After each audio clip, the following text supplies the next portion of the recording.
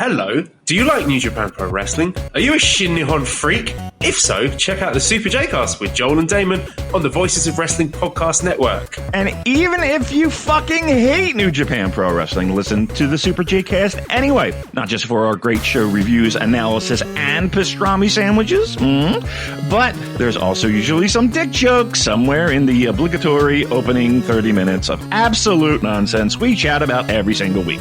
That's the Super J-Cast for all the best talk about New Japan Pro Wrestling, crisps, and pornography.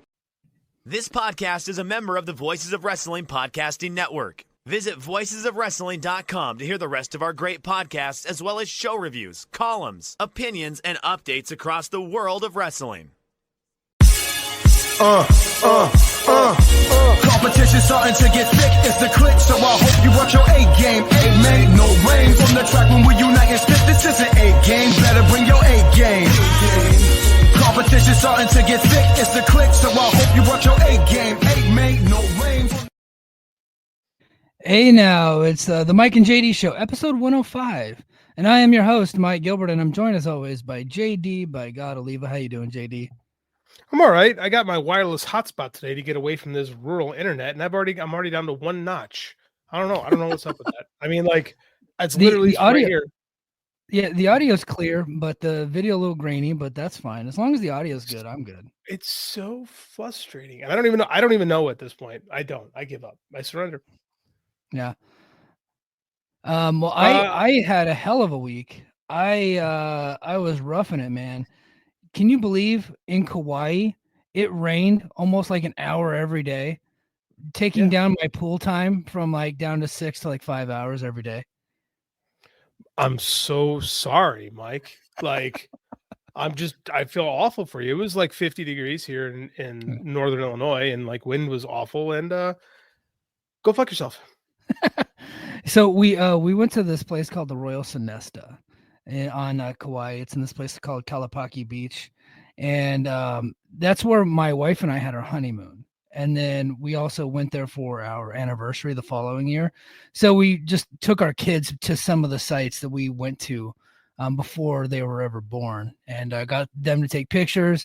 My wife actually took my daughter to a dress shop, like a local Kauai-made dress shop, and then my daughter picked out the same dress that my wife bought 9 years ago from our honeymoon, and picked that out as what she wanted. And so my wife got another one, like an updated one, and they got pictures together. So it was a really cool trip, man. We went and saw the Waimea Canyon, which is like the Grand Canyon of Hawaii. It's an amazing sight there, and then went to see the waterfalls, and then for the most part just hung out at the beach every day.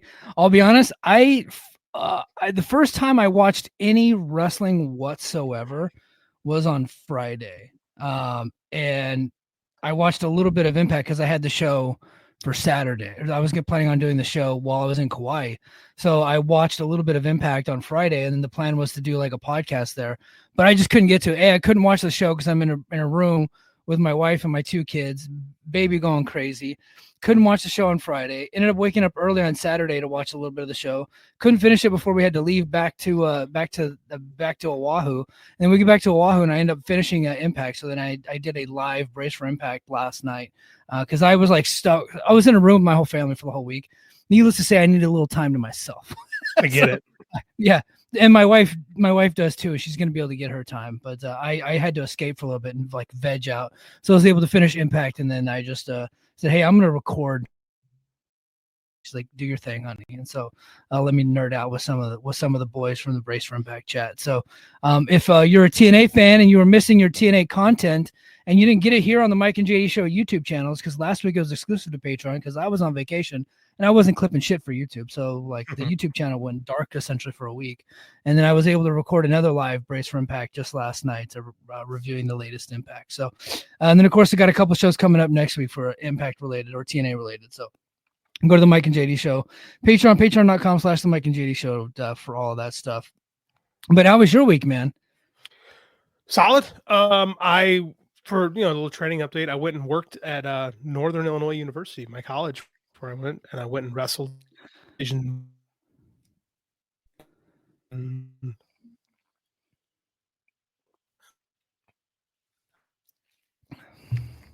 But when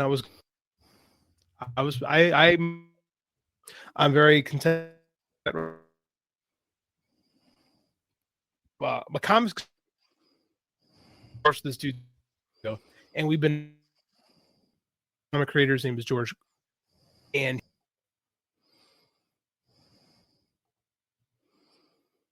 JD froze and went out, so he'll hop back in here in a second. He was telling a story. He went to Northern Illinois University. That's where he went to college at, and he actually trained a little bit. I think he's back. JD, are you back? I don't know how much. Yeah. 6.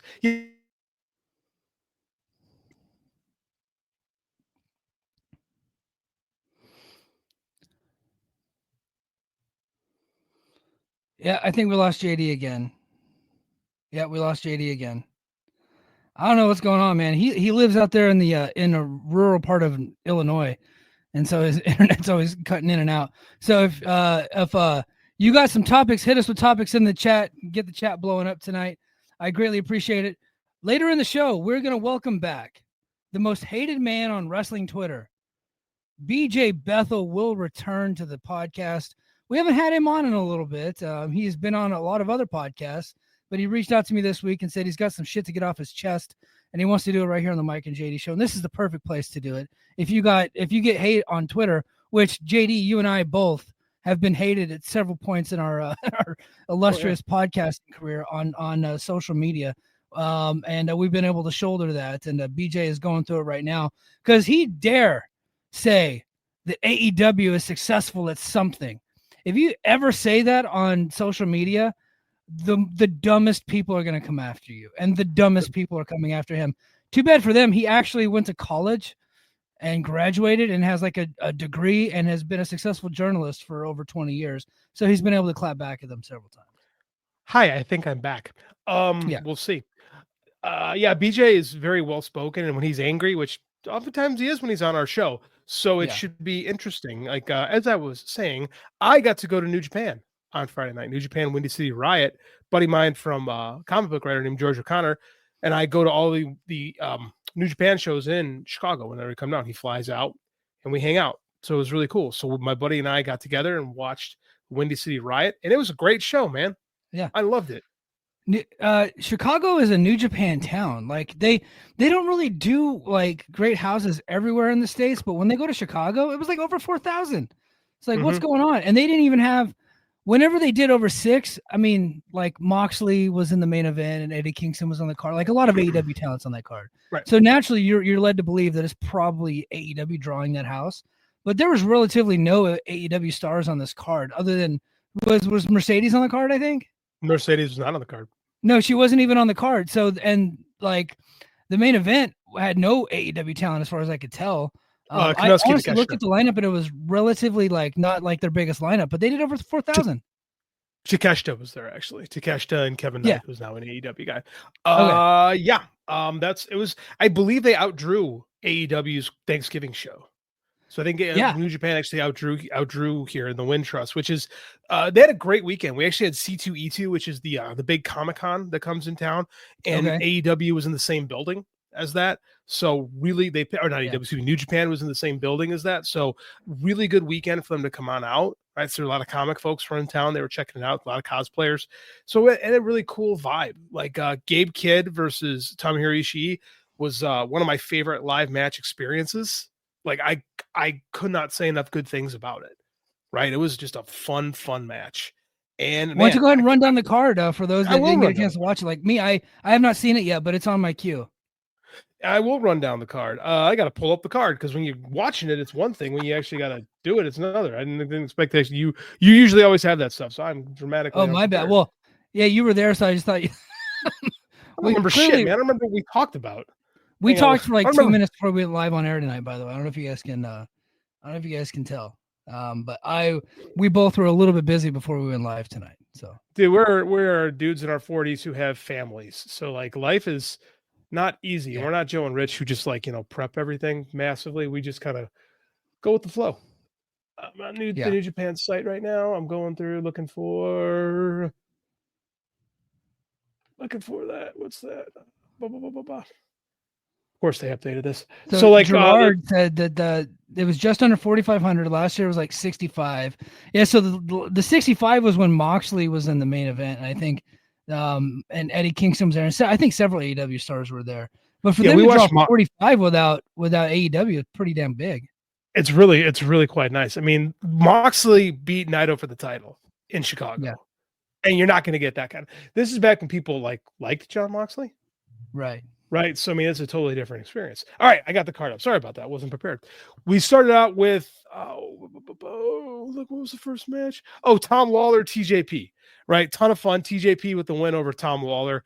Tom Lawler is the toughest human being on the planet because he can have the gimmick and dress the way he does and not give a shit because he knows he can kill everybody. It was a really fun match. Tom Lawler, TJP have just fantastic chemistry. I came in probably about halfway through this match because it's a long ride from rural Illinois into the South Loop.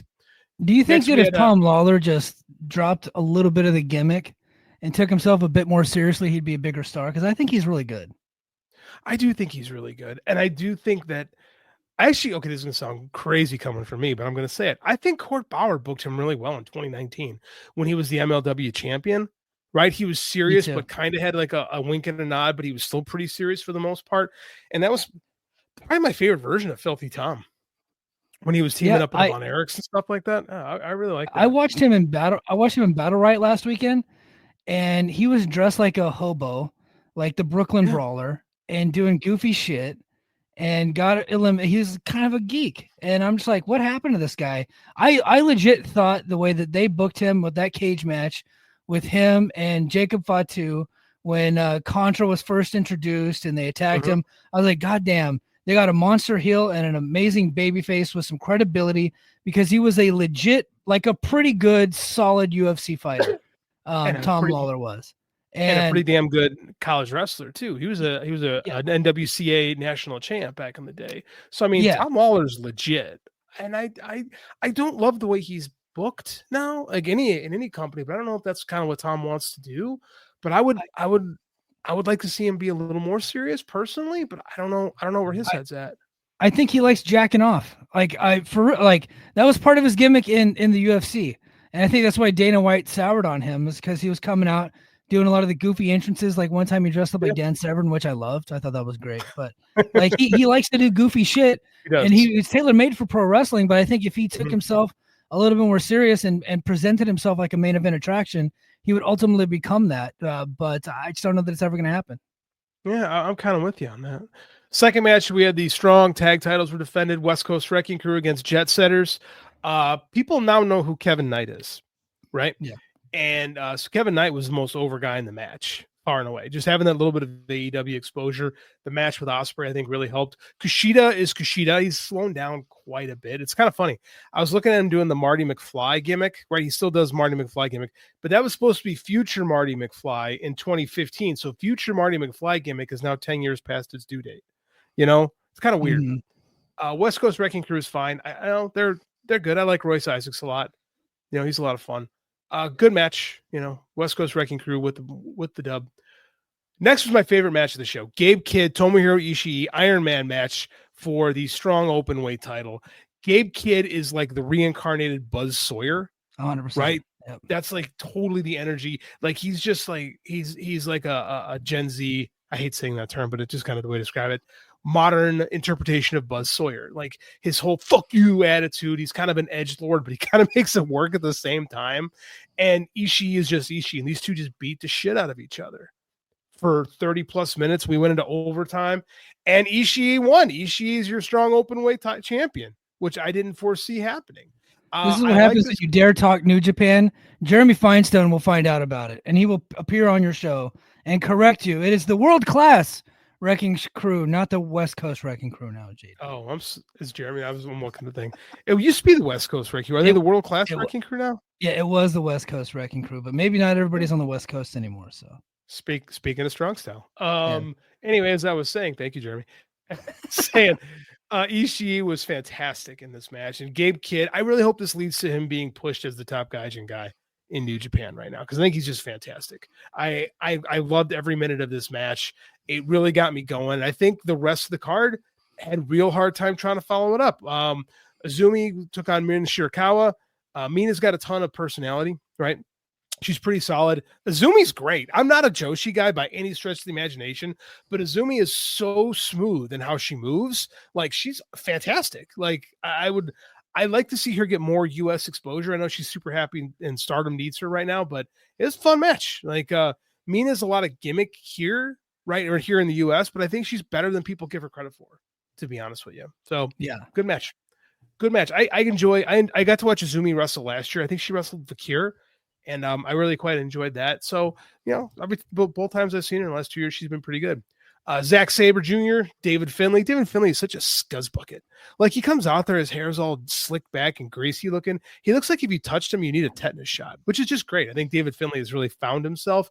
I thought they were going to program him into that top Gaijin spot, that, Kenny Omega, Jay White position, right?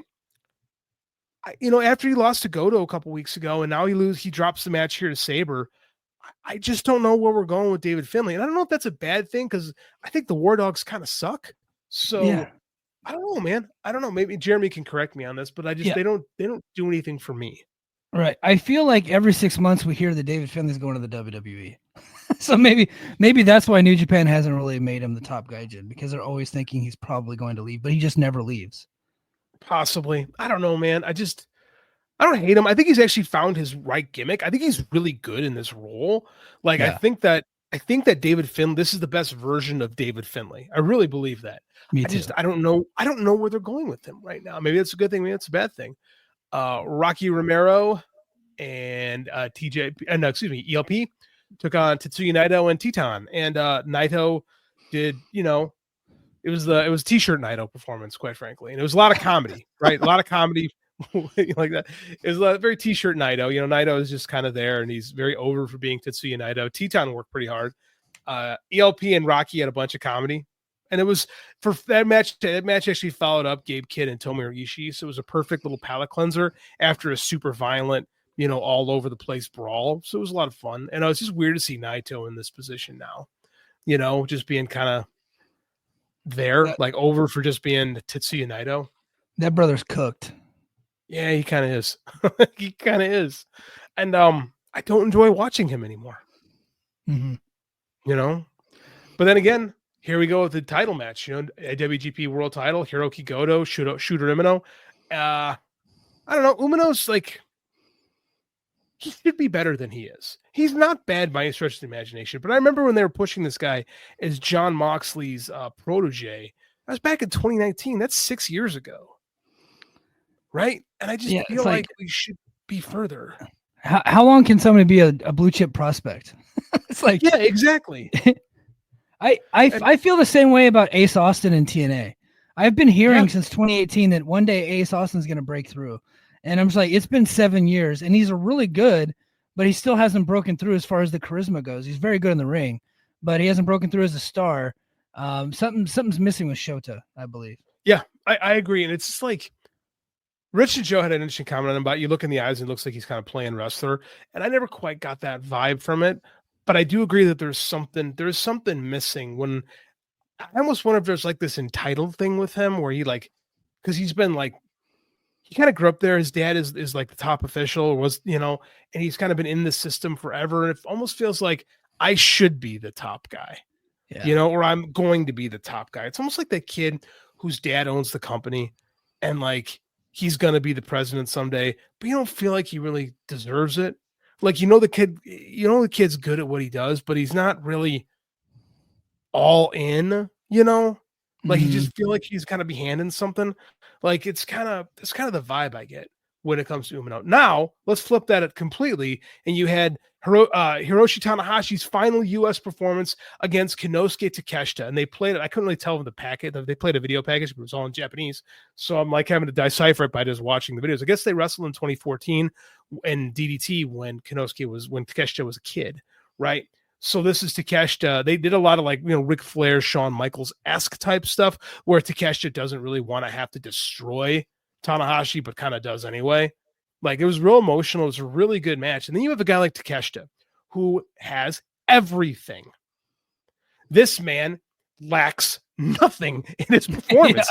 He's fantastic in the ring. He's remarkably charismatic. He just oozes charisma, and he's cool as fuck. And I was sitting by a couple girls, and they're like, "That's the hottest One girl said, "This is the word for it. That's the hottest Japanese guy I've ever seen in my life."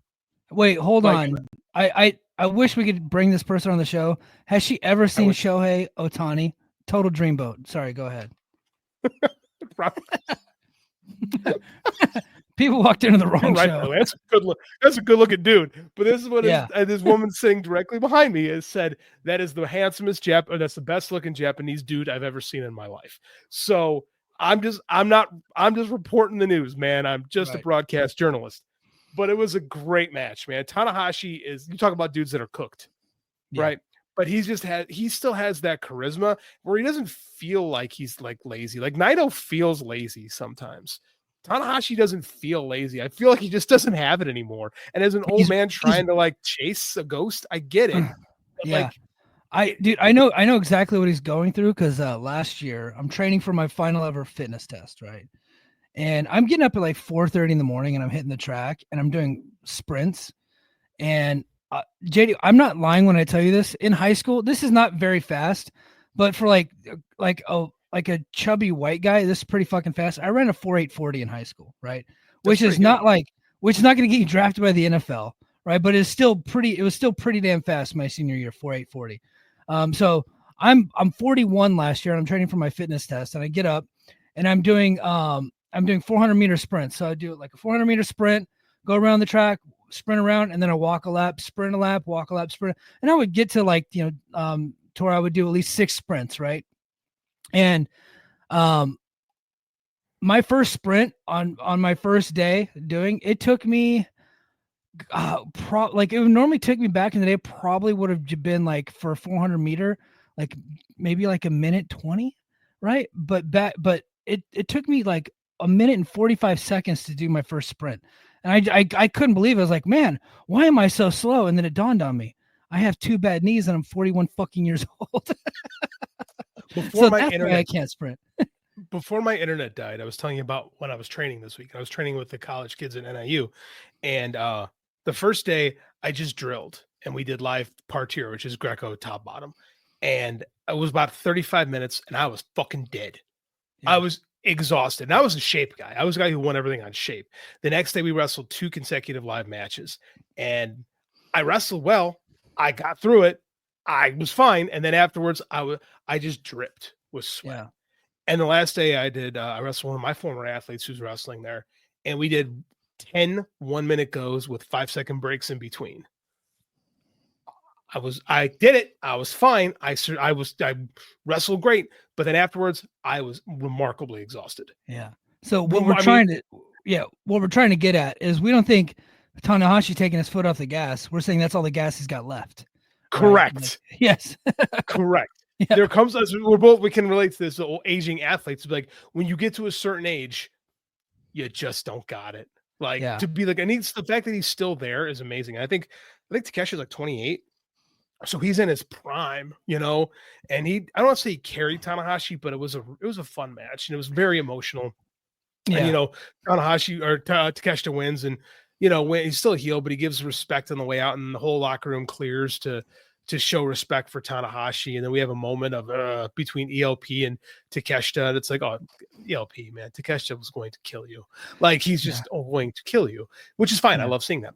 But I mean, it was just like a good vibe. And Tanahashi, he barely speaks English, but he's cutting a promo to the crowd and the crowd's just eating it up. And you could see he just feels it. And that's why he's Hiroshi Tanahashi, right? It's that like, I know Pro Wrestling Love was Muda's thing, but it was just like, you just feel that with Tanahashi. You just feel how much he loves being here and how much he loves doing this and how much he truly cares about New Japan Pro Wrestling and the fans. And like, man, it was just a cool sight to see. I mean, I was really glad I could be a part of what should be his last match. Yeah. In the US. Am I crazy that I think that it would be better for pro wrestling if Takeshita was full-time New Japan and part-time AEW? Like, no, I think he made New Japan his priority, and then he would just come in and do matches here because I think if he was full-time New Japan, he would absolutely be like their main attraction. He would be the guy that they've been looking for a long time, and he would be their next star. And then he could come in and work shots for AEW, because I don't think he's ever going to be that guy for AEW. And I love Takeshita. I think as a Japanese guy, it's a hard position to be in. I think it's a hard position to be the top guy at any American company. I just do. However, I think it's a massive statement when a DDT trained guy retires in the US, not permanently, but in the US retires Tanahashi. I think that's saying that New Japan is fully behind him. Like, he's got the never open weight belt, which, who doesn't have the never open weight belt, but they're into him. Jeremy and I were talking about who's going to be the guy to take the belt off of Goto. The Goto reign, by the way, is working. Like, I think it was someone who said to you, was it you that, or was the King of the North had a thing where someone said, "Oh, New Japan is trending down." It's like, actually, it's not. Like, they had the biggest Secure Genesis crowd they've had in years with Goto as champ. Goto as champ is drawing, right? Like, this is working. But at some point, and I love Goto as champ, but at some point, someone's got to beat Goto, and I just don't know who that is. I'm starting to come around to that Takeshita might be that guy. Yeah, I think, I don't know how much longer he's got on his AEW deal, but if I'm him, I'm strongly considering doing New Japan full time and being their guy. I know that the earning potential is probably greater in AEW, but I don't know. I think if he's a homemade guy in Japan, I know he's a DDT trained guy, but I think that if he goes back to New Japan and he becomes like their next Okada, like, that's pretty damn huge. I don't think he'd be poor. Jeremy says Goto is the best book world champion in wrestling right now. I don't disagree with that. I don't disagree with that at all. I loved when he won the world title. When he beat Zack Sabre Jr. I thought that was like the best match of like the year so far. And I know there's been more matches with more kickouts and all the other stuff, but I just thought that was the most like dramatic, emotional match that I had seen. And I don't think anything has topped it since then. There's been longer matches. There's been more athletic matches, but I don't think anything has topped the drama that we had that night.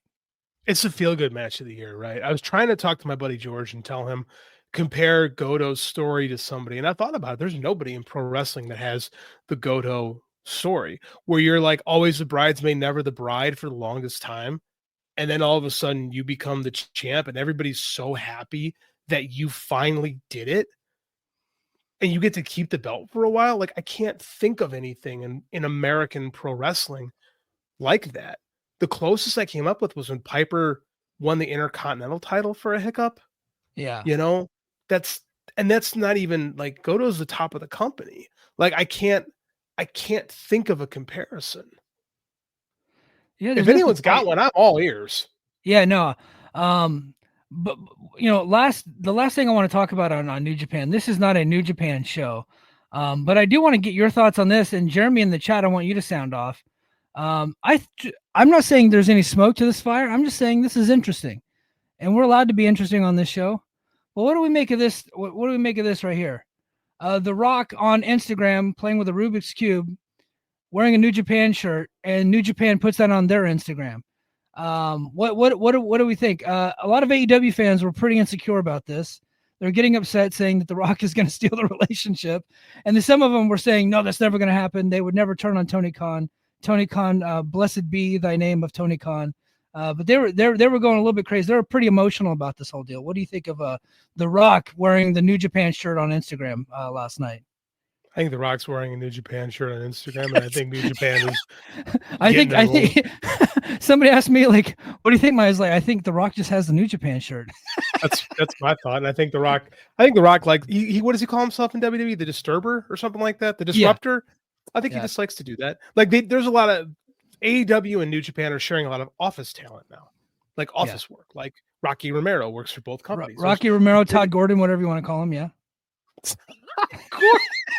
You just call Rocky the Mole? The Mole, yeah, the Mole. Oh shit, that's great. Yeah, a lot of New Japan fans get really insecure about that too. Like, Rocky is the conduit getting all these New Japan guys to sign with the AEW. So like Todd Gordon did for WCW and ECW talent. American New Japan fans have the biggest like anxiety complexes in the world. Like they just fucking panic about everything. Like guys getting paid money makes them super nervous. Yeah. Like I love New Japan, but I mean, like you gotta get a fucking grip. Like, do I think WWE and New Japan are gonna have a talent thing? Probably not. I mean, No. WWE is working with Noah pretty extensively at the moment. But you know what would have been cool? What? Right before Jushin Thunder Liger retired, NXT brought him in for one match. I think he beat up it was Tyler Breeze. It wasn't MSG, but it was it was Tyler Breeze. Tyler Breeze, Barclays at before SummerSlam 2015. Yeah, I thought that was cool. It would have been cool if like Cody and Tanahashi got to do a tag team match or something like that before Tanahashi retired. Now, obviously, Tanahashi already said he's not wrestling in the US again. So that would have been cool just to have that moment for Tanahashi. But looks like we're never gonna get that. All right, hold on. Before I bring this guy on, got to do a little bit of a backstory. So BJ Bethel is that broke the news that AEW is not a failure, and goddamn did that piss a lot of people off. A lot of WWE fans, Fed heads, New York heads, Fedophiles, name whatever we want to call these people. Some of the worst people that you've ever. What's that? Go ahead. Pepsteins. I'm trying to make shit up as I go along. Yeah. Just really. Some of the worst people on God's green earth came after this man, calling him all kinds of names. Constant communication. He's been bunkered down in somewhere in Ohio. Hold on. I'm going to tweet out. Is on now. Exclamation point. All right. Just had to tweet out that we're pulling him on. Friend of the show, BJ Bethel. How you doing, BJ? Great. How you guys doing? America's Most Wanted in the same motherfucking place at the same motherfucking time. Unbelievable. Yeah, man. I know what it's like to be constantly attacked on Twitter. I've been brutalized before on several occasions, but nothing like what I saw happening to you. The sad part, this isn't even in my top 10 or 20 or even 30 of attacks, which is, I know it's hard to believe because it's been a lot. I pissed Michelle Malkin off about 10 years ago, the conservative commentator, and she decided to repost an insult to me so it would draw some lynch mob at me, and I was getting What's funny is many of the people who were blasting me are now anti-Trumpers, but what kind of like got her to like forget about the whole thing and take me down was I mentioned this book she did defending the camps they put Asians in during World War II. She actually wrote a book like that. That was the worst I'd ever had. It was pretty. Wow. It was like 2-3 constant days of just hammering. But is she still a thing? Do people still talk about her in years? And it's so nice not to. Yeah, it's great. But yeah, she actually I can't remember the official term for it. But yeah, it was right after 9/11. She was kind of like doing it was a really bad book. It was an evil idea, and she was trying to defend it.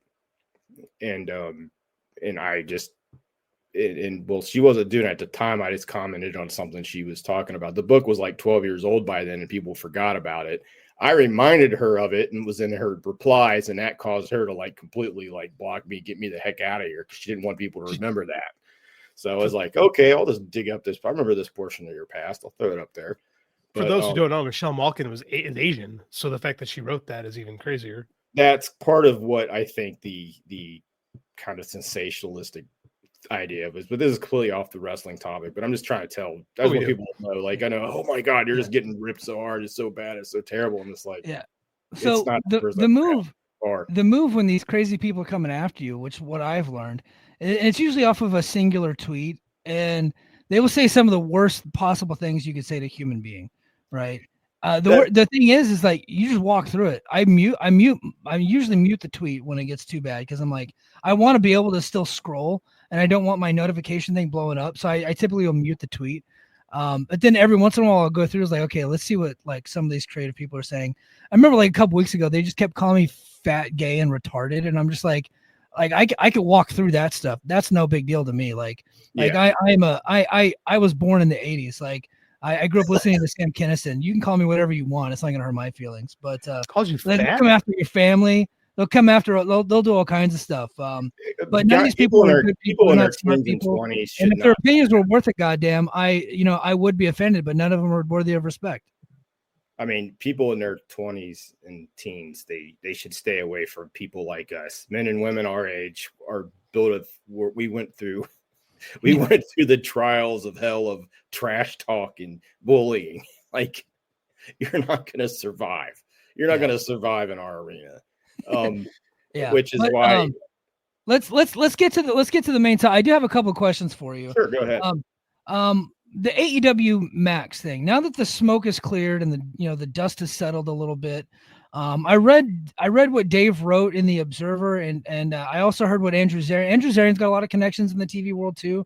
And I think actually with WBD he has connections, and a lot of people are trying to decipher what you wrote and say that. What was Andrew's comments on it? I haven't heard those yet. Could you? Well, so Zarian was saying that he wasn't questioning your reporting. He was saying that he talked to somebody. He said maybe the number was so high that it wasn't an average. It was probably a peak viewership type of situation, and that a lot of people, when you're watching on streaming during commercials, if you exit the app and go back into it, you're counted every time you go back into it, and that every time like you're watching it and then the screen freezes or the screen pixelates and then it reloads, you're counted again.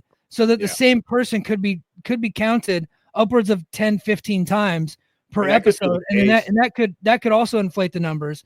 And then Dave was saying that the way he looks at it is he didn't think that it was possible, not possible. Possible is the wrong word, but he was looking at it. He's like, I don't think that this is an average viewership the way that Nielsen tracks viewership. It is probably. I wrote that in my article that this was not a Nielsen number. The Nielsen number is a live number. My number that I was able to get was live plus one, and there was also the key thing that I want people to remember when they're reading this, and they seem to forget, is the deviations from week to week, and it's also highly susceptible to what else is on TV, what else is on Max at that point.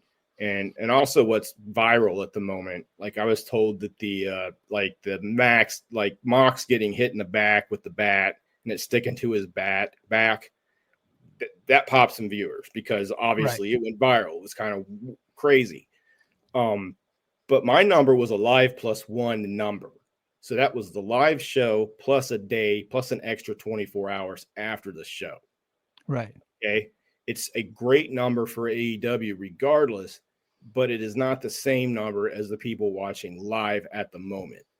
Plus, these numbers deviate very much so week to week. That's just the nature of streaming. It comes down to what the competition is on TV. It comes down to just, it could come down to what the weather's like outside. I mean, if there's more people stuck inside having to watch TV and are looking for something, or maybe it's a specific match they're wanting to watch. Those things play huge factors into it. They have a lot of metrics they can run into this, but they also look at this. The part of the reason I did this story, and I've been working on it for 3 months, is I wanted people to understand, just to have an idea of how streamers measure these things. And also the other thing I wanted to know was just how locked up these numbers are. It took me 3 months to get anything. And I really took a lot of work. I worked on some sources for months, and I had to I finally had somebody was able to provide me with something I could bounce with other people and then get feedback from and some confirmation from. Like, this wasn't something I just did in a week or in a night. I mean, this was something I've been working on since both shows went on streaming in January. And I don't think people kind of understand that. That's part of, I think, the scandal is with these numbers is that they're so hidden. It's not totally indifferent from the TV industry before Nielsen was around. But right now, as long as the streamers have so much leverage and control over the landscape, the advertisers are and the producers, the content producers are kind of at a disadvantage. And that's something I wanted to put out. But I also wanted just to find out, how are they doing? I mean, I don't think WWE's doing they're not doing great numbers on Netflix, but that was kind of expected. The demos aren't great on Netflix for them, but they do provide Netflix with a different type of viewer than they were getting before. They're also in a war they're also having to deal with the fact, I mean, AEW and WWE are in two different separate worlds right now. WWE's all streaming. AEW's got like part of a leg into it, right? They still anchored into the old-fashioned TV a little bit, and that benefits them a little. WWE took a big risk. We're going to put Raw in Netflix, and they're subject to how the algorithm works. They're also subject to how the search function works. They're subject to how all that stuff flies up and down. I mean, you talk to comedians who have specials on Netflix, and it's like it all comes down to whether or not you make the front page or not. Yeah, in some cases, and I think that's the one thing that I could say that WWE has an advantage over AEW and Max. Every time I open Netflix on my profile, not my daughter's or my wife's, but when I open my profile, the first thing that pops up like on a Monday is WWE, right? And then it's usually like, hey, we recommend this to you. It's the first thing that pops up. I go into Max, I have to find Dynamite. Like I literally have to go down to the sports section. Sometimes like they don't even have it updated like right away. I have to actually search for Dynamite and pull it up, because if you go to the AEW feed, it takes like a day or two for them to update the latest Dynamite. But if you search for it, then it pops up. I've had to actually have a tutorial with people on how to actually find Dynamite, which is why I think, JD included, which is why I think some people are like, man, that's a crazy number, given that it's actually pretty difficult to watch on Max compared to other streaming services. Yeah, it like I said, it all comes down to a lot of it is just where you're getting placed on that front page. Yeah, you know, how the algorithm's treating you, how the search function's treating you. And I mean, from everything I've been told, the Warner Brothers is very happy with AEW. I mean, David Zaslav is not a giving guy. If they weren't happy and they weren't making money and they didn't think this was a good deal for them, they wouldn't be doing it. This is a guy who shut down 2 blockbuster movies that were already made, all in the can, just so he could get a tax write-off. Yeah, I mean, this guy's got. I think he just sold Looney Tunes. So that's actually coming out. Oh it's Roadrunner and Wile E. Coyote, whatever that one's called, but that one's actually coming out. Okay, Coyote versus Acme.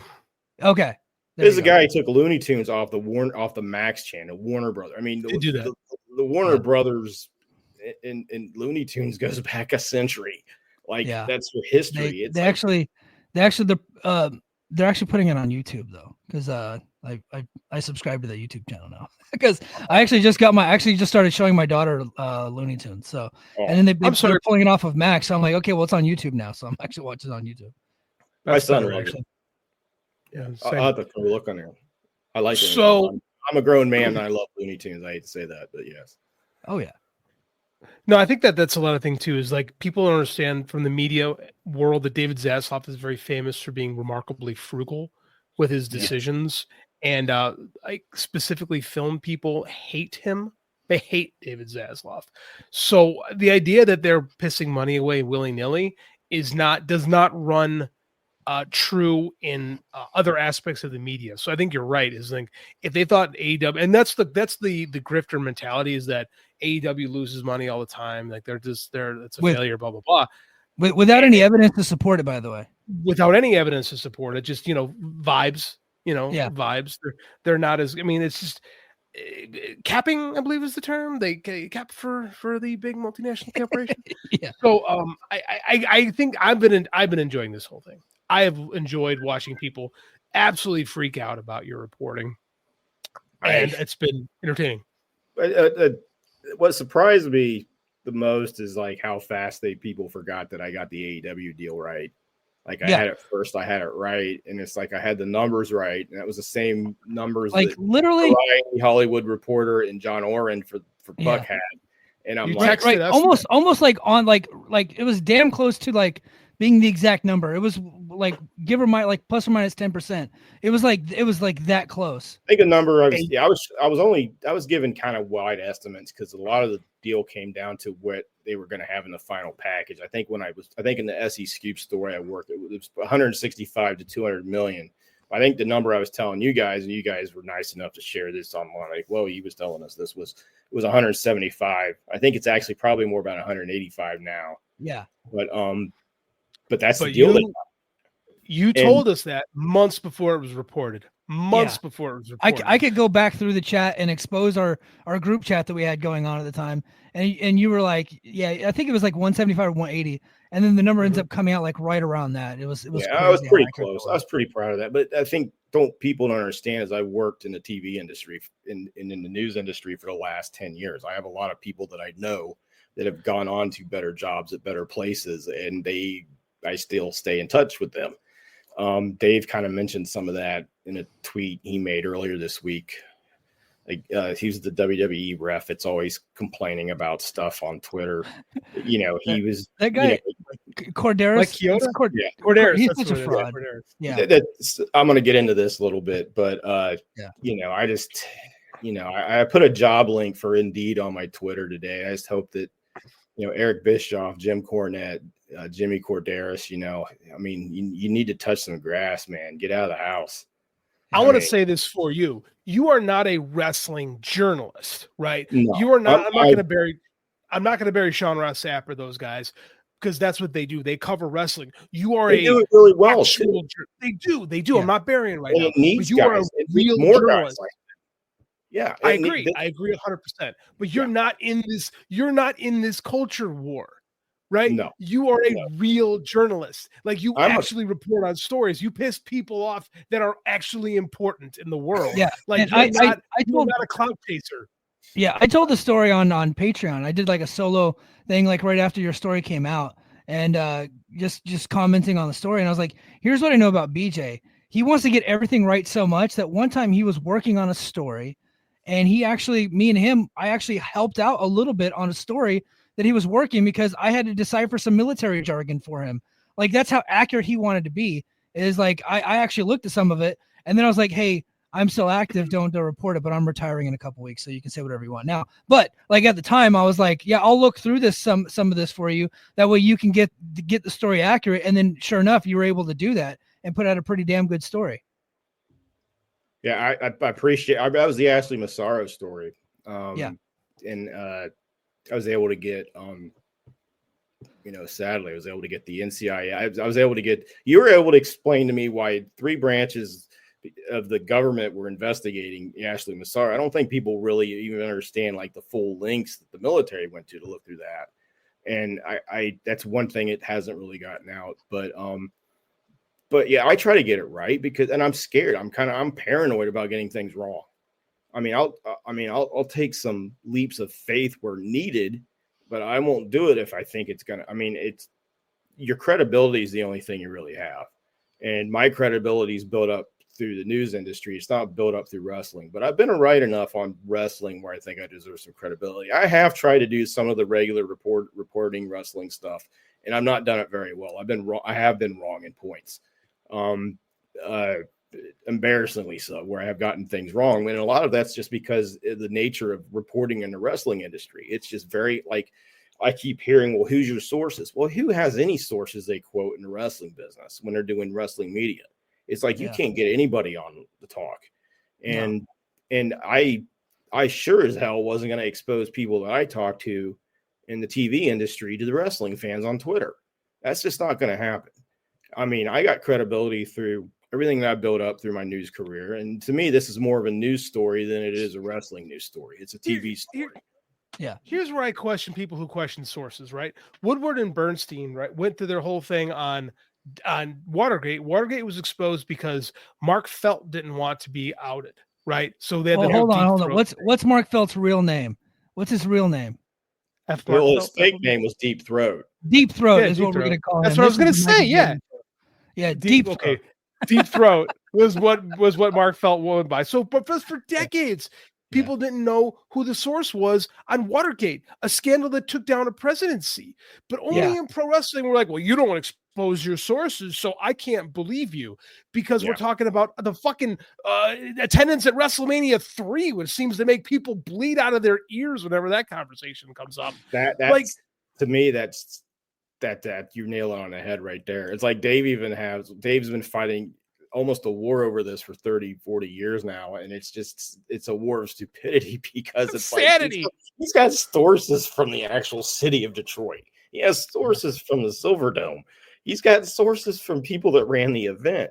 And it's like, Vince McMahon makes some number up on the spot when he's in the ring. Oh, we're going to go with that. And Bruce Prichard's going to go with that. It's the thing people also need to realize is some of these guys who are doing this complaining, you may think of Jim Cornette as a Crockett guy or a Mid-South guy or a Smoky Mountain guy.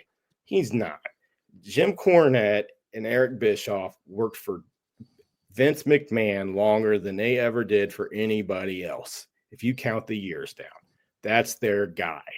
And I can tell you, because Cornette was taking some of the same shots, and it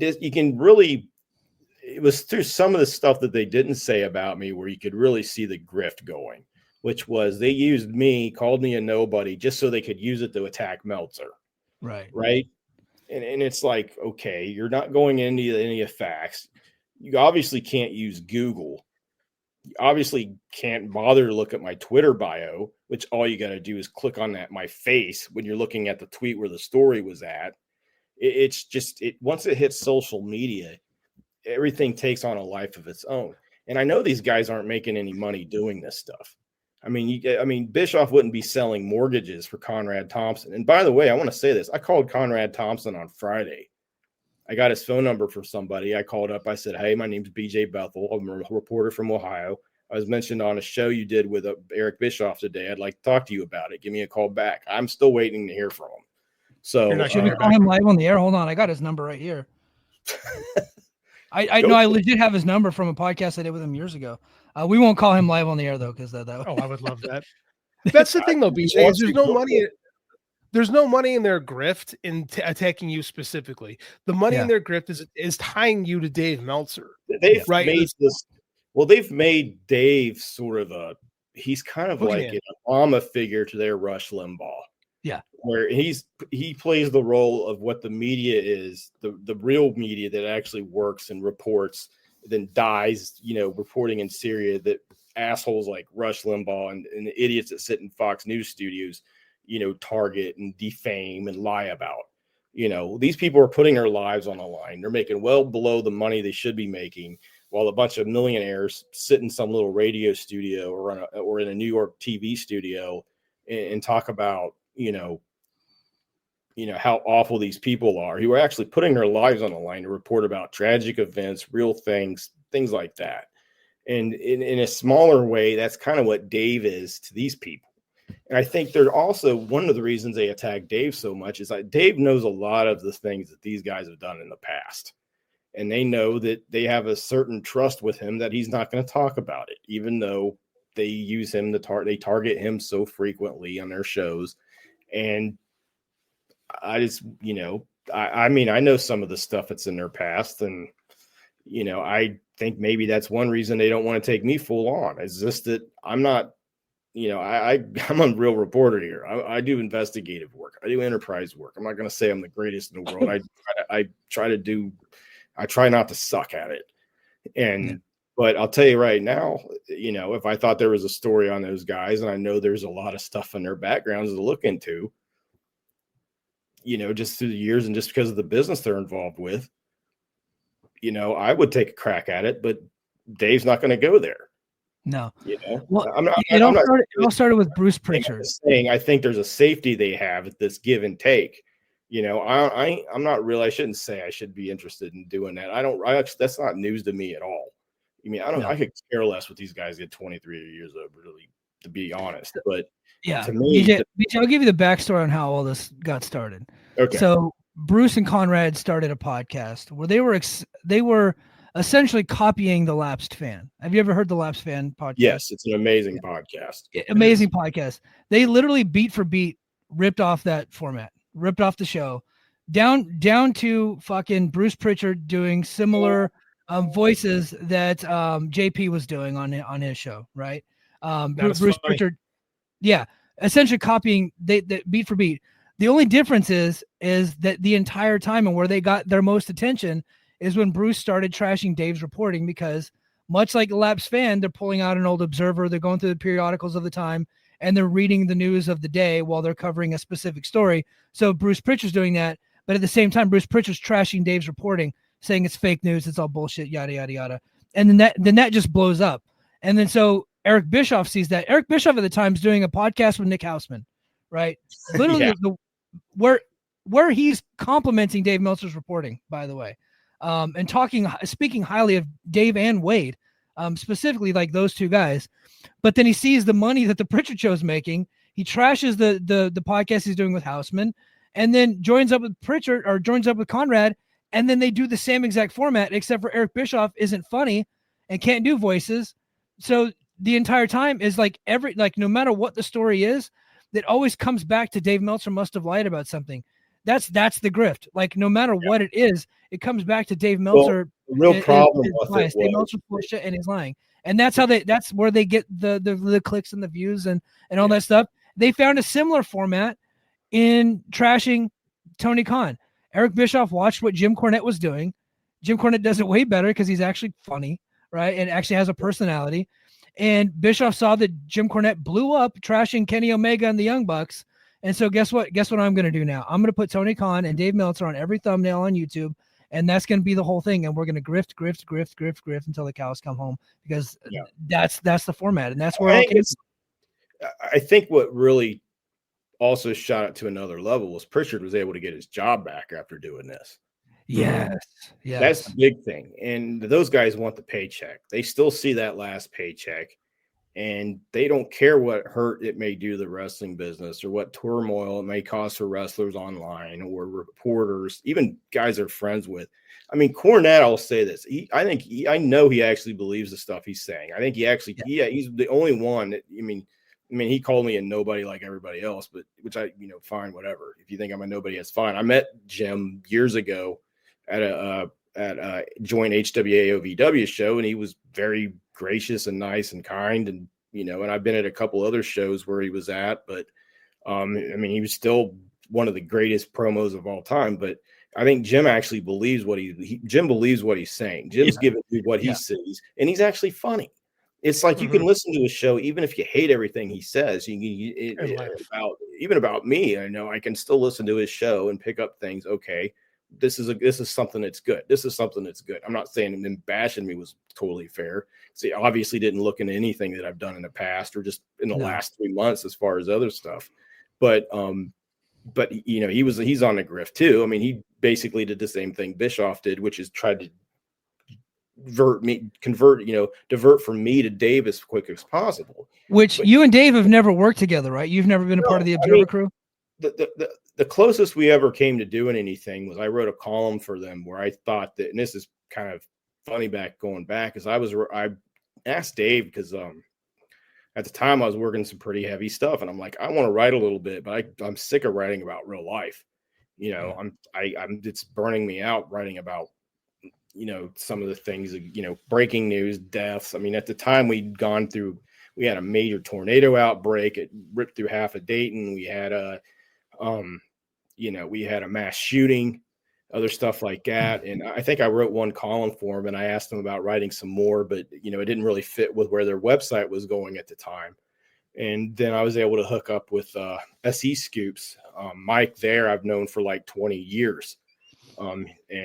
Just from when I did it the first time, and he brought me in, and I was just writing like columns and little features and stuff. And then the serious stuff kind of followed me with the Vince McMahon lawsuit and things like that. But like me and Dave never worked. I mean, I interviewed him plenty of times. I interviewed him a lot because at one point, one of my, I think we were kind of trying our hand at throwing some pro wrestling into our sports coverage because pro wrestling did so well for us on digital, because I worked digital for Cox Media Group. And, when I did interviews with Dave, and I interviewed David for a few things, and like about the death of Bobby Bryant, about Bobby Heenan's death, I interviewed him. I interviewed Les Thatcher. I interviewed for him some other things. I also interviewed him for a story that was supposed to be in the New York Times about Linda McMahon being in the Small Business Administration, but it never ran because with Trump and his Twitter antics at the time just kept the news cycle going so fast. Like, I've interviewed Dave. I've never worked with him. I mean, and I at the one point I tried seeing about, doing something. I wrote one column for him. That was about it. Yeah. But yeah, we never worked together. I mean, me and him, I respect him a lot. I'll be honest. He's probably the first reporter I ever saw in action where I thought, wow, this guy really does what he's doing. I went to the Brian Pillman Memorial Show in 2000, and just about everybody in the wrestling press is at this thing. And I'm watching everybody, and they're kind of eating free food and hanging around. Some are getting interviews, and I watched Dave work, and it was like watching a master class.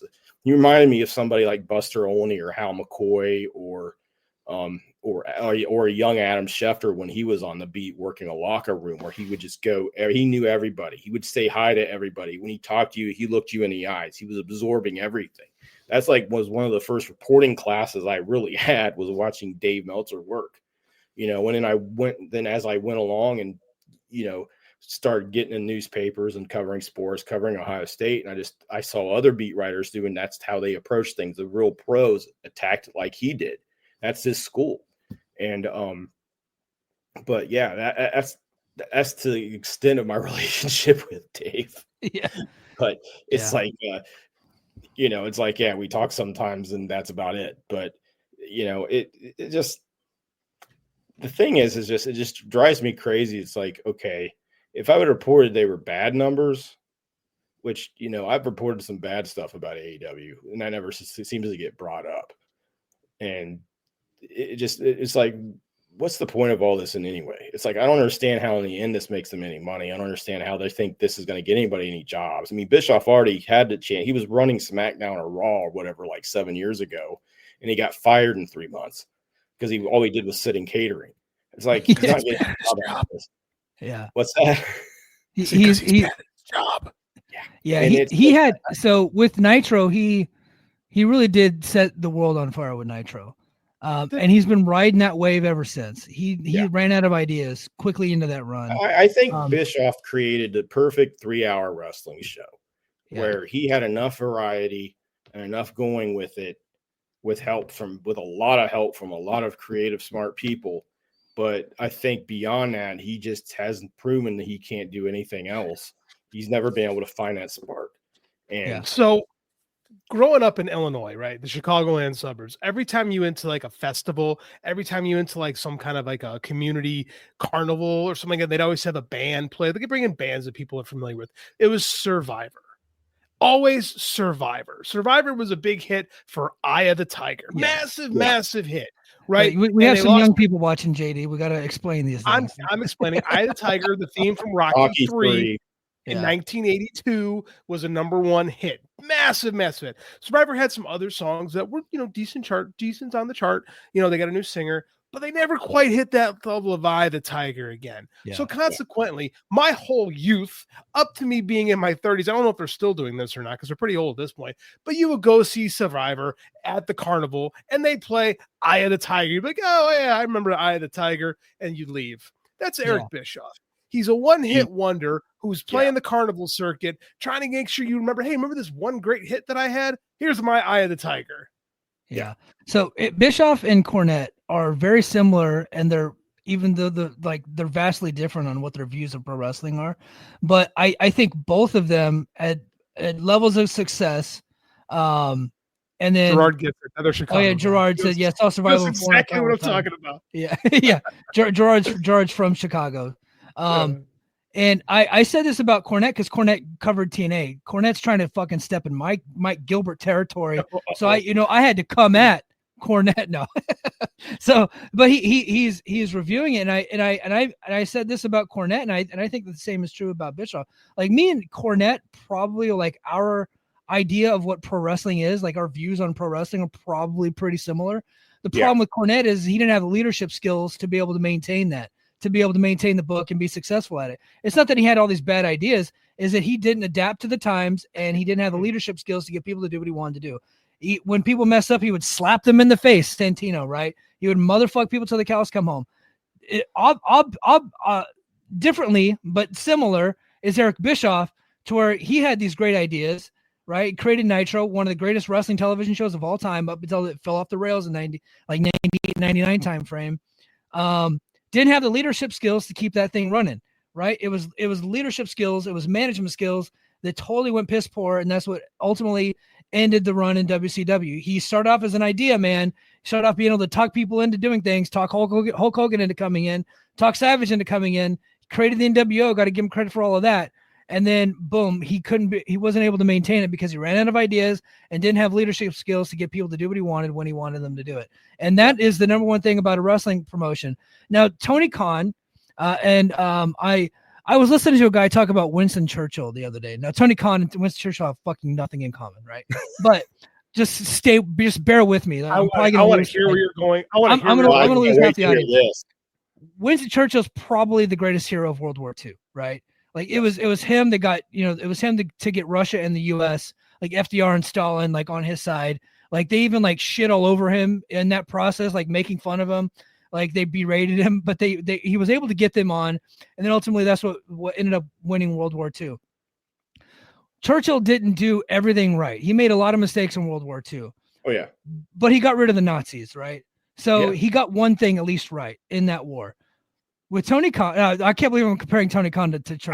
I can't believe you're doing this. I know, yeah. But with Tony Khan, Tony Khan's made a lot of recently. Yeah. I'm gonna get so much hate for this. I'm gonna get some tweets for can't bringing this up. Yeah, but for Tony Khan, he's made a ton of mistakes. He signed a lot of people he shouldn't have signed. The TV show isn't always good. It went off the rails for like a year. They're starting to get back. They're starting to get back a little bit. And he didn't get everything right, but he did get one thing right. And he created a viable alternative to WWE, a viable alternative that we haven't had since WCW died, since Eric Bischoff killed WCW. A viable alternative that coming this Wednesday will be the longest running primetime wrestling show in the history of Turner Networks, right? It's going to beat Nitro coming this Wednesday. Yeah. He didn't get everything right, but he at least got that right. And now a lot of people have a lot of jobs because he was able to create a viable alternative to WWE. And I think we got to give him that much credit. And your story proves that he is a successful businessman and a successful wrestling booker. I mean, he made the who's who of Variety Hollywood for his TV deal. Don't you guys find it interesting that Bischoff and Cornette stay completely out of each other's business? I think Cornette's taken some shots here and there at Bischoff, but for the most part, they don't really say much about each other anymore. Well, so this is coming from no money. This is coming from our boss, so we have to really put this comment over. Yeah, this is Joe Lamb, our boss. We really got to put this one over, or else we're gonna get shit. I'm just kidding. He's like, but no. So so for a long time, they were at each other's throats. And then I think they did like a dinner for three on the WWE network back in the day. And like they came together on some things, their hatred of Vince Russo. And then they went apart. And now they're kind of back on each other's side because they're part of the same grift. Mm-hmm. Anti-AEW, anti-Dave Meltzer 24/7 all the time. Right? Well, there was money into those. Everything has to come back to shitting on Tony Khan and Dave Meltzer. Because I can attest to this. Put Tony Khan on the thumbnail. If I put Tony Khan on this thumbnail, we probably have double the viewers right now just because his face is on it. And there's people just scouring YouTube hoping that we're shitting on the guy, right? The guy is a lightning rod for criticism. And it does very well on YouTube. I have proven that time and time again. So I think they have a mutual hatred of Tony Khan and Vince Russo, which is why they were able to come together. So they don't really shit on each other anymore. But plus there's no money in it. No one cares about Cornette versus Bischoff. They did in maybe 2000. They did in maybe 2005. But now, what's the last time any of them's done anything in the business other than complain? I mean, there's no money in them attacking each other. They can apparently they got. I mean, Bischoff has 20 or 30 people that pay subs for whatever it is I don't know. Maybe he's got better numbers than that. I mean, if the guy's got a second job, I don't think he's doing that great. But I will say this. Conrad Thompson's a hell of a businessman. Ad-free shows is really successful. I will say that. I think I've told this story on the air. I had a really good friend of mine try to get a job working their social media, and he found out how successful they were. Now they burned him bad, so he created a whole plan for how they're going to run their social media, a PowerPoint presentation. He presented it to Conrad Thompson's team. And then after that, they ghosted him. They never hired him, and then they used all of his ideas. That's what those people do. I told this story at the first Startcast. I DM'd Conrad Thompson because I was in my video production business. Because I didn't want to buy tickets. I'm like, hey man, how about I just come and videotape all of these events and like we could stream it? And he's like, how would you do that? And I just said, well, here's my idea. I didn't put it nearly what your guy put together. Just here's my idea. Next thing I know, it's on Fight TV. Yeah. So I mean, like, he's not a fool. He's not a fool. Let's just say that you guys' experiences and what you've talked about right now, that's pretty typical of what I've heard about him. And there's a reason why certain wrestling reporters don't mention him by name at all. His reputation's kind of taken quite a bit of a hit. I mean, and look who he's putting on the air. I mean, he's done a lot of damage to the internet wrestling culture, if that's really a thing or not. I don't know. But I called him. Still waiting. Yeah. I don't know why my flashlight's on my phone, but I'm still waiting for you, Conrad. So if you want to talk, yeah, no, I won't be calling Conrad Thompson alive on the air. I could. I wonder if that's the same number that we use to coordinate. It could be dead. I don't know if mine's dead. I don't know. I got it from somebody I think was pretty tight with him. But yeah. Hey, before we let you go, BJ, to me, it's like I'm not going to sit back and let people take shots and say what I'm reporting is not true when I've checked it out and had it. Yeah. And I've triple and quadruple checked it in some instances and had them come back and just say, oh yeah, this guy's a nobody. Why should we believe him? These numbers aren't real. I mean, like it to me that to me, that's just like it's as much as lying yourself if you're not going to fight the lie. Yeah. So there is nothing to gain for you to lie. Part of the reason why I'm here tonight after a 9-hour shift. Really tired. So, there's nothing for BJ to gain to make this story up. There's literally nothing. It wasn't behind a paywall. It was a free story. SC Scoops is not getting a shit ton of ad revenue, right? So you weren't selling subscriptions for it. So there was literally no reason. You just had the story. It's a television story. It's a story that's bigger than wrestling because we have this issue in the streaming world and everybody's experiencing it all at the same time where the content creators are not and the advertisers are not getting the numbers, and you were able to get your hands on a small sample size of the numbers, right? And that was ultimately the story. This was not BJ putting the story out to get himself over, although you do like being successful. That obviously you want to be told that you're good at your job. But this wasn't BJ trying to take the piss out of WWE. It had nothing to do with WWE. It literally had nothing to do with WWE, but for some reason the WWE people were the ones that got the most upset. But here's the thing, though, like how many people, real quick, I was like, how many people have we seen try to create content to support WWE with the intention of going to work for WWE, right? To try to get involved in that. So, like, it's a lot of projection where the idea is, well, this guy says something nice about it or something positive about AEW, then he must be he must be in the bag for Tony Khan. Right. He must be getting paid by Tony Khan. He must be trying to work for AEW. Like, this is the thing is like, we've reached the post-truth era where reporting on numbers like doesn't matter anymore. All that matters is what's your angle? What are you trying to get out of this, BJ? Where they don't understand the idea of a reporter just reporting what they've learned. I mean, it's okay. It's like it's trying to. I mean, okay, we were familiar with the commander-in-chief's comments about people that join the military, right? He can't understand why they do it. Mike can tell you why he did it right now. Yeah, I was fucking poor.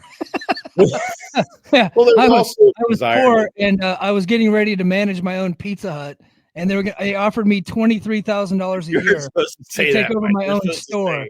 I want to fight. I want to deserve something greater for myself. I mean, no, that was not the case. I was just dirt poor white trash, and I needed to get out of a small town. Well, we all start. I mean, a lot of us have started that way, but my mom and dad, they were able to give me a little bit of a leg up because they got Appalachia, but there's something to be said for Appalachia. It's like I got 3 cousins that grew up down there, and they all have master's degrees and doctorates. But anyway, I don't think they understand it. For reporting, writing, they say, what do you get out of this? Well, it's because I enjoy doing it. I just love reporting. I love putting facts out. It's just it's natural to me. Even when I tell people I'm not going to do this anymore, blah, blah, blah, blah, blah. And then the first time I get a hit of the story, I'm writing about it. I don't even realize it.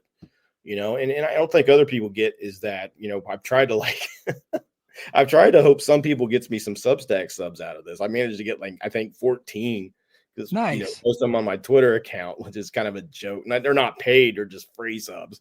But I haven't even set up how to get a paid sub yet. Hey, BJ, send me the link to that so whenever I put this episode out, that is front and center, so that way we can push that out. I need to figure out how to get paid subs on there. But right now, I've been working on a story about the neo-Nazis protesting in Ohio. That's what I was doing in between all this stuff, trying to get this number. Very clearly trying to score points with Tony Khan with that story, BJ. Yeah, I mean, obviously he cares about neo-Nazis marching in Cincinnati and Columbus. I also been looking into issues with the police department near here, about an hour away, just out of state. And, one officer's been in federal court 4 times in the last 5 years. I've been going through files on that.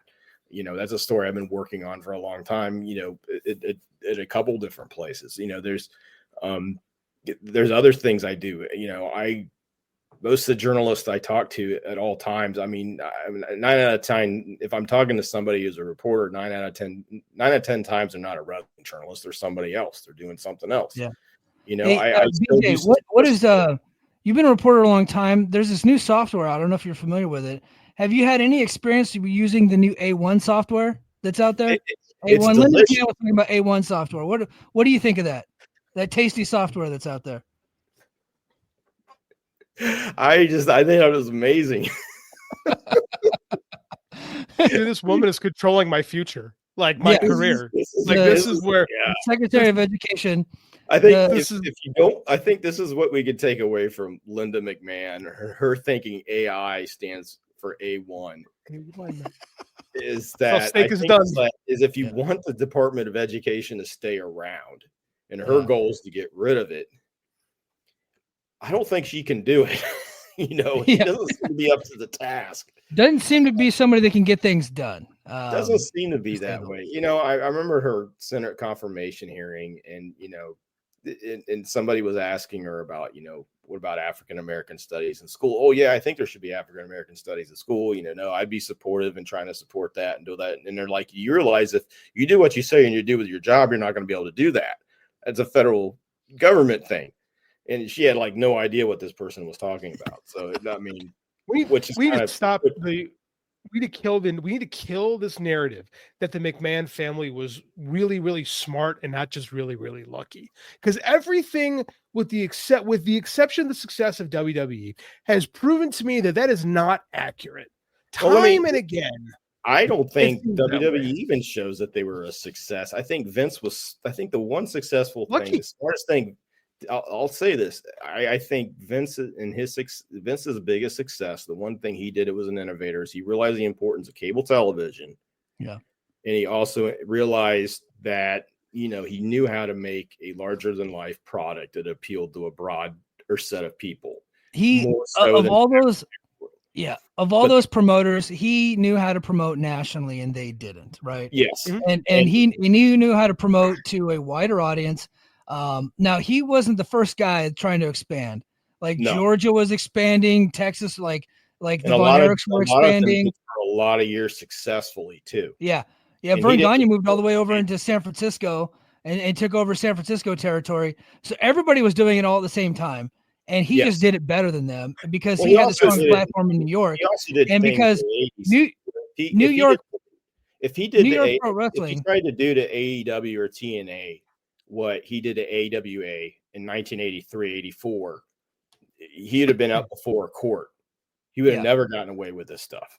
He was able to be predatory as hell and get away with it. That was the biggest part of his success. He had some vision with it, but also if you go look, after that initial Hogan run, what happens? They go downhill. They're not doing Pontiac Silverdome anymore. They're doing, they're at the Trump place 2-3 years in a row.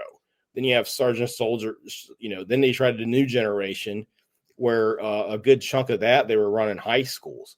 People don't realize that they were doing house shows for WWF in the mid 90s at high schools. He was taking out loans in 96, 97. his two biggest superstars he ever created were guys who failed under his gimmick, under his creative mind, which was Dwayne Johnson and Steve Austin. You know, they completely were bust under his ideas. It wasn't until, you know, he kind of just gave up on them and they came back as somebody else and did their own thing that they actually succeeded. You know, how, you know, I think I think that the fact that Steve Austin doesn't get more credit for saving that company, I mean, he should be on the board of TKO along with The Rock. So they were doing so poorly that in 1997, Vince told his top star, Bret Hart, I can't afford you anymore. You need to go to WCW, right? Yeah. Like that's like that legit happened. He was under a 20-year contract, and Vince, like, he was the only guy willing to tell guys like Jesse Ventura and Hulk Hogan and Dr. D, David Schultz, like, hey, you guys aren't under like a hard contract. Why don't you just no-show Vern and come to New York? And then what we're going to do is we're going to take the feud between Hogan and Schultz. We're going to take that feud right back into Minneapolis and we're going to sell out with it, right? So he was savvy. He was a scumbag, and New York wrestling just played better on television. It just did. It looked better. It was clear. Nationally. Slower. I mean, I honestly think that if the thing is, I think people don't remember is that the most highest rated show in wrestling week to week nationally was for years Saturday night with Crockett and WCW. And then Watts was number one for a while too, right, JD? Mid-South, Mid-South Madness. Mid-South started 1984. That's the and 1985, right? Right before WrestleMania, number one show on television, Mid-South Wrestling. Let's not forget that. Yeah. I mean, I think that with Tony and AEW, I think one thing that really bugs Bischoff and a lot of probably some of the guys that ran out of business, like Cornette tried with Smoky Mountain, he had Rick Rubin backing him, is the fact that he's been able to do this successfully on a business side, like probably even more so creatively. And AEW's had a lot of creative highs, but they've also recently in the last few years, they've hit some really big lows. And, you know, they've made some really bad signings. I don't think he's really figured out how to deal with people that aren't on board with what they're supposed to be doing. You know, I think Mike and I had a lesson that way. But Mike and I did a big thing about a year or two ago about leadership ability in Tony Khan and where he really struggles. Mike can go off on tangents about leadership skills, you know, Mike being, you know, military leader, myself being a coach and teacher. And like, we can talk about those things, but Tony kind of struggled in the leadership department. But I mean, that's the thing that bugs me is that like Vince McMahon was allowed to make mistakes and to struggle mightily for long periods of time. But Tony Khan is not allowed to have those creative. I mean, if Tony made it, if Tony made even the slightest mistake early on, they wouldn't exist. I mean, people forget a year into this, COVID happened. They couldn't run anywhere. They had to rush tape 18 straight hours of wrestling just to have enough to give to TBS or TNT to run to put them on the air. I mean, they could have easily died then. The fact they even survived COVID, to me, is just a huge success story. And then for them to carry this on to get this massive TV deal, and he's not lying when he says this. Tony says, you know, this is the most successful secondary you know, what do they call it? A second brand or the competitive brand. Secondary startup. So he's comparing it to like the AFL in 1960. Yeah, and he's comparing it to AFL, USFL, obviously some like Bellator, like to UFC. You know what I mean? Like Bellator. Yeah, I mean, I think it's definitely better than all of those, minus the AFL. I mean, you would have that. To me, that's the only comparison you can make to it. And even the AFL doesn't get legitimized till 1969. But the thing is what's funny to me is that I think this is another thing people need when I want them to read my reporting, they read the replies and responses. And I want to thank everybody. I read a lot of people in the chat right now who back my stuff and support my stuff. I really want to thank all of you for this. And I want to thank you two guys too, because you've done a lot to back me up. You put me on here and let me get my stuff out to the wrestling world a little bit. But I also want people to realize when I talk to WWE fans, and there's a ton of them out there in the real world, and I talk to them at work and I talk to them at places, they don't talk about anything like this. like they do online. They're not obsessing over Tony Khan. I mean, I had one person who's been trolling me nonstop. He was up tweeting for 18 straight hours after I posted that story. Yeah. You know what I did after I wrote that story? I answered a few DMs about it, and then I went to bed. Yeah. Is that a real person? I forgot. I'll be honest. I didn't know there was an AEW media call that week until I accidentally called Brandon Thurston in the media in the middle of it because I wanted to ask him something, and then he's like, I picked up the phone by accident, but you know the media call's on, right? What media call? AEW, Tony Khan. You probably listened to it. Get off the phone. First question. Yeah, because you're not part of like their press credentialed core, right? Like you don't get those emails. I mean, I probably could get on there. SE Scoops has had a lot of people on there, but it's just I don't have time to do it. I'm usually working, or I'm doing something, or I'm chasing kids, or I'm working on other stuff, or doing a job. Crazy. I have a job. That's what that's my advice to the people who are tweeting at me is to get a job, find a girlfriend or a boyfriend, one or the other. I'll be honest with you, I don't know if these are a lot of people. I think these are a lot of bots. I think you talk that's about someone for 18 hours. I think that's a lot of bots. I think that's a lot this of person people still wasn't a bot. That's the scary part. I think we got to figure it out. I think WWE has been able to manipulate A1 to create a lot of different bots.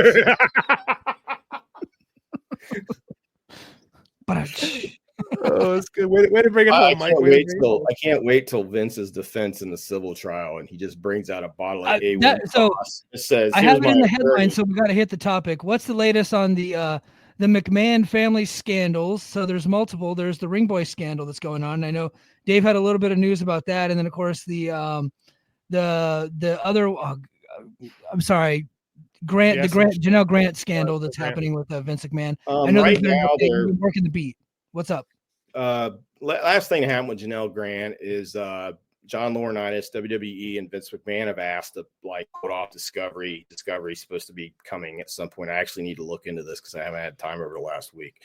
But they asked the court if they can hold off Discovery in the case because they're planning to make a motion to go to arbitration, which means that they want the court to say this isn't our venue to hold this complaint from Grant. It's actually in a WWE kind of ran NDA arbitration, which I think is not going to go anywhere because federal law usually federal judges go along with the current federal legislation. And there's two major pieces that's it's come on board the last couple of years that have taken arbitration and NDAs out as far as sexual harassment, sex assault, things like that. The court has to still rule on whether they're going to, whether they're going to allow the amended complaint from Janel. I think they will. I think there's enough new stuff in it that they will. I don't see any reason why they wouldn't. But that depends on the judge, depends on what they decide. I don't think it's going to make much of a difference. There wasn't really a big new complaint involved in it. It wasn't like a joining of other people to the suit, but it did have a lot more information, things like that. And I don't think it's really going to change one way or the other, whether they admit it or not, but I don't see any reason why they wouldn't, but it's their court. You don't know. The other thing was that in the Ring Boy suit, the McMahons are trying to challenge the venue, which is Maryland, saying, we didn't live here at the time. We didn't do anything here at the time. We shouldn't be doing this here. They did this through a federal filing, not a state filing. Yeah. They're trying to get the case moved to federal court. Right now, the complaint was made in Maryland court where they took the statute of limitations away on sex assault cases and sex harassment cases. So you can sue for negligence. You can't sue people for negligence and sex harassment, sex assault cases in Maryland. And there's no statute of limitations. Before there was, and they just had a Supreme Court ruling on that law that was passed a couple years ago. And they said, yeah, this can go forward. So that's where that case is at right now. Vince and Linda are claiming, well, we don't even live in Maryland. It shouldn't be in here. Well, the problem with that is that Mel Phillips had a black book according to the complaint the Ring Boys filed, he had a black book full of names and full of cities. And with those cities were lists, and on those lists were boys, and one of them was Baltimore. So that meant crime took place there. I we'll see how the court rules in that. We'll see if it moves to federal court. I don't know how that's going to affect it. I don't know what federal law is right now on negligence as far as sex harassment and sex assault, but we'll see with that. But I mean, right now we're kind of in a slow period with it. And I think another big news is that, Janel, they have talked to Janel, their attorneys have talked to Janel about, the possibility of a settlement. I think we're going to see that. Yeah. I haven't been able to get any word on whether or not, I don't have anything confirmed yet or not on whether that there's still a criminal investigation in the Vince. My guess is what's happening right now in SDNY, the Southern District of New York, is I think there's a lot of things going on between them, the White House and the Justice Department, and it involves a lot of things, including Vince and not including Vince, maybe. I think Vince is probably a small part of that. So to me, Dave flatly said there is no investigation going on. He actually quote tweeted me and said that just to get that out there. So I just didn't want to say like that's just from Dave Meltzer. I will say this. I have talked to one person who is familiar with the case. He told me he doesn't know for sure. He says, but he finds it very highly unlikely that they settled with the SEC in December or January and did not also get a settlement in the federal criminal investigation, which makes a lot of sense. But that doesn't mean they did. I haven't been able to get but I'm not going to say anything for sure until I hear from somebody connected with SDNY, with the prosecutor's office or the FBI, saying they're no longer pursuing this. Because every time I've called them, I just get a no comment. I mean, they're not. And I've called them several times. Yeah, what Dave told me was that they wouldn't comment on that. If they were, they weren't. Like that is like their MO. Well, but I didn't tell him this. I'm not just trying to get something official on the board on that. I'm also talking to other people behind the scenes on that. Gotcha. So we'll see. If to me, part of the, this goes into a larger story beyond Vince, is that what you're seeing with Eric Adams and now it's Sam Brinkman-Fried looks like he's going to get a pardon out of nowhere after his family donates some cash, is that you're seeing the further decriminalization of everything involving people that have a lot of political contacts and a lot of money. Yeah. So this goes beyond Vince. And to me, it's like, I'm not going to look at this as just the Vince thing. I'm looking at this as the overall thing. And yeah, I mean, I imagine there's probably some fighting going on between the DOJ in Washington, the SDNY. I mean, everybody saw what happened when the Eric Adams order came down to quit prosecuting him. And you ended up having a line of many of them were Trump appointed prosecutors say, screw this, I'm quitting. Yeah. Like one of them was near retirement, finally just stood up, said, fine, I'll do it, just so he could spare everybody else. Because he was worried about them losing all their prosecutors. But and this is scary stuff, because you're talking about the most effective law enforcement area in the country is that Southern District of New York, as far as the FBI and the prosecutors go. And we're getting into total non-wrestling stuff, and I'm sure I'm boring the audience to death as long as you guys. hey, we're at our peak viewership, so let's keep it going. Until I hear something from somebody connected with them directly that tells me, hey, it ain't happening. Hey, they've kicked it to the side. They've done this. I want to know what happened to the case. Until then, I'm not going to give it a definitive. I will say this. I think the odds are you're not going to see a criminal investigation of Vince anymore. I think the election took care of that. Yeah. Yeah. No, I completely agree. So before we get off the air, I put FTR on the thumbnail because I wanted to talk about FTR. Okay. And we have not talked about them. So I got to at least cover FTR so I don't look like a total idiot. So I just got to say, so that looked like a great angle. I only saw earlier today, I watched Collision for the first time in a long time because I heard about the angle. And I didn't get watch Dynamite because I was on vacation. I was in a hotel, but I was working out today and I was watching Collision, and FTR brought me all the way back into loving FTR. And I think they're one of the greatest tag teams that ever lived. And that's not like hyperbole. It's not recency bias. It's none of that. I legitimately think they're right up there with the four horse, Arn and Tully, Rock and Roll Midnights. Like you name it, Heart Foundation, whatever tag team you want to throw out there, I think they're right there with them. And last night, I thought that angle was so great. Daddy Magic is underrated guy who gets his ass kicked. Like, he bled like a stuck pig, and I thought they were just vicious in that beatdown. Beautiful angle on Collision last night. Everybody should go see it. I will say I thought Menard was amazing. Yeah. And how he was, I mean, JD would recognize a lot of this, but the way he was setting things up, you know, the way he was fighting back, the way he was feeding Dax, he was a master from there. I thought the angle with Shivani and Nigel and Garcia, it's like every time I get mad at him, you know, it's like the old Dumb and Dumber thing, you know, just when I think, you know, you're a complete idiot, then you go and totally redeem yourself. It's like, you know, I'm like, okay, why the hell did they burn the Hangman face turn, you know, on, you know, then have it get overshadowed with Swerve getting, you know, the double knees from the Young Bucks, and then they bring it back to Dynamite, and Hangman brings this other thing to it where, you know, he's running to the locker room, and you don't know if he's gonna go tell Swerve to eat shit, or if he's going to tell him, look, I didn't have anything to do with the Young Bucks. And that gives Nana a little thing where he says he can, you know, I just want to say I regret it. And then Hangman still, I mean, it's like, this is a great angle. Like these there's certain angles in there that are just absolutely fantastic to watch. And there's other stuff you can kind of see that isn't measuring up.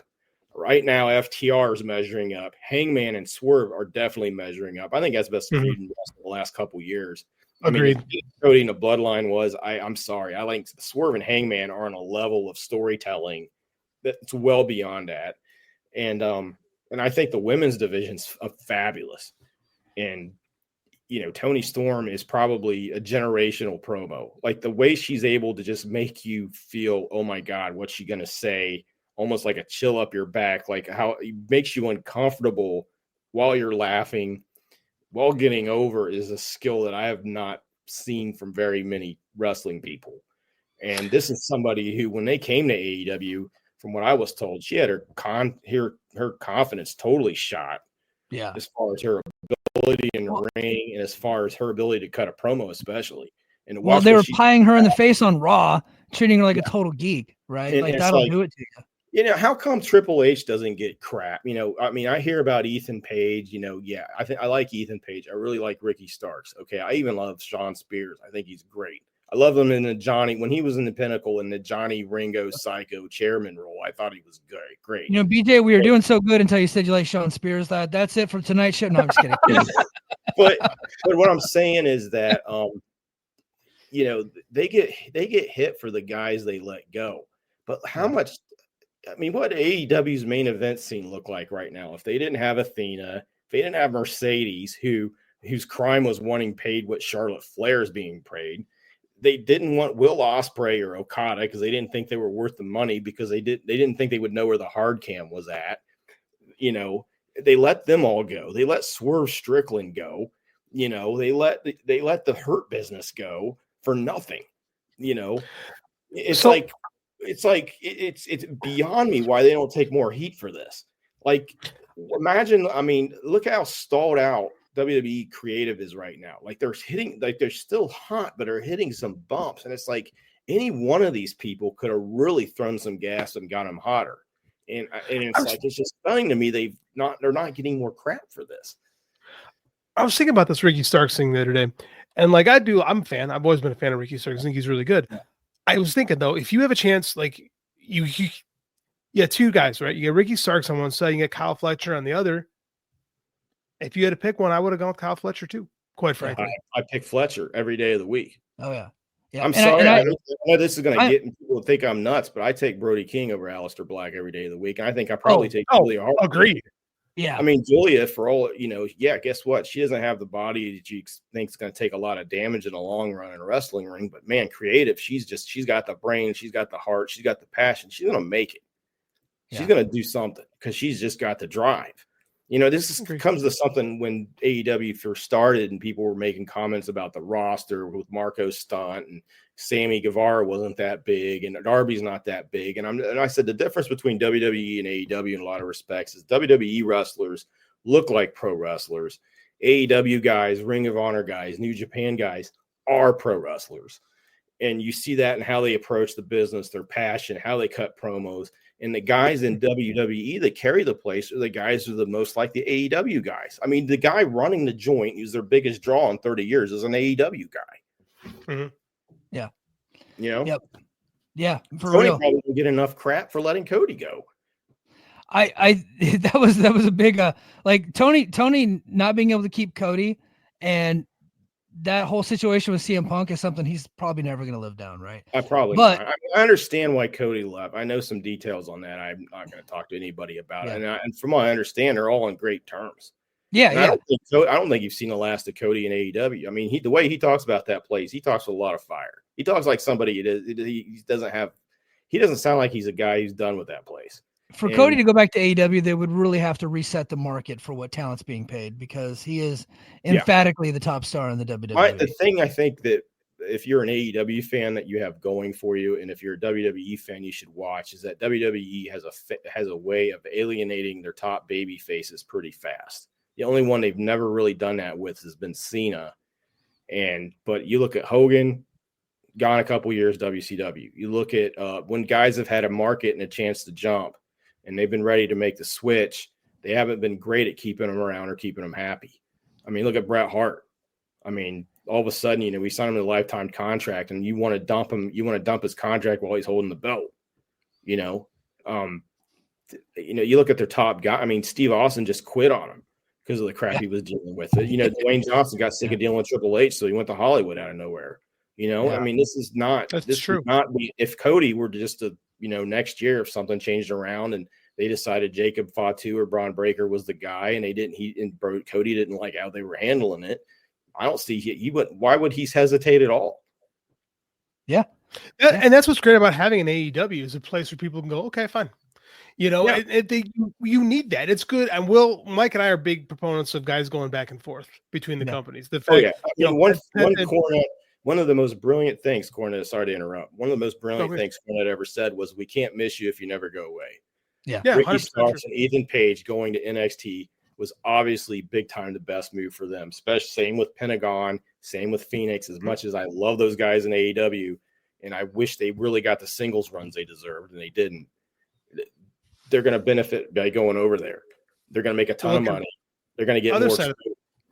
Look at their side of the coin. Ricochet. Ricochet is the most viable he's ever been right now. Oh yeah, that's another guy. It's like, how did they miss on this guy? Like, how did they miss on this dude? Like, he's a bloodthirsty, crazy, geeked out. Like, I haven't seen a character quite like him in a long time. It's working. Man, I didn't think Ricochet had it in him, and honestly, I was not a fan of his early AEW work, and he has really impressed me as of late. But guys, we are coming up on an hour and 41 minutes. Mike and JD show. Yeah. We're going to have to send this one home. I want to thank everybody in the chat. Be on the lookout for BJ Bethel's Substack. Please subscribe there. He's going to have some more content dropping soon. Guaranteed. Some juicy stuff coming out there. Head to our Patreon. Go to patreon.com/the Mike and JD show. I will probably be back with like a midweek podcast, especially if some news drops. And then, of course, I'll be back on Thursday night. TNA has Impact followed by Unbreakable on that night. And Unbreakable is one of their bigger shows of the year because it's WrestleMania weekend show. I think they're doing like over 3,000 in Vegas at the Cox Pavilion. So, that's awesome. And all the floor seats are already sold out for that. So that should be a big show. So I'll be back on Thursday night, maybe like Friday timeframe, with like a double Brace for Impact coming up this week. And then, of course, we'll be right here, back here on the Mike and JD show next Sunday night. BJ Bethel, where can people find you on Twitter? BJ Bethel at BJ Bethel tweets, or just go to your favorite WWE Trolls replies. Yeah. If you got a WWE bot you like more than the others, just go to the replies. I'm in there somewhere. Yeah. I think next week's WrestleMania, I don't think JD and I are going to be able to consume both nights of WrestleMania, but I know I personally will have consumed enough to be able to speak semi-intelligently on it. If it goes long, we might just go live at a normal time anyway.